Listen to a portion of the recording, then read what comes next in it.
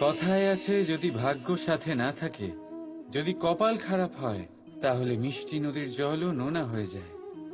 এই কথাটা একদম ভুল। প্রতিটা বিষয়ে, প্রতিটা সমস্যার জন্য ভাগ্যকে দোষ দেওয়া অনুচিত। জীবনের সমস্ত দুর্ঘটনার কারণ ভাগ্য হতে পারে না। বহুবার কারণ হয় আমাদের অসাবধানতা। সাবধান থাকা অত্যন্ত জরুরি। আমরা আগামী সংকটের থেকে সাবধান থাকি না, নিজেকে তৈরি রাখি না। আর যখন হঠাৎ করে সংকট আমাদের সামনে প্রকট হয়, আমরা নিজেদের সামলাতে পারি না।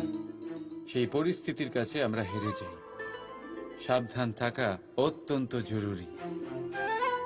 যখন আপনি কোনো অজানা পথে বেরিয়ে পড়েন, তখন সবার আগে নিজের একটা পা তার নিচের ভূমিতে রাখেন, আর আরেক পা দিয়ে সামনের ভূমি আপনি পরখ করেন। এটাই বুদ্ধির লক্ষণ।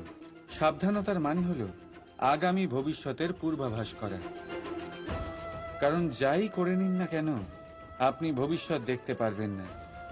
কিন্তু যদি আপনার ভবিষ্যতে সংকটই লেখা থাকে, তাহলে তা আসুক।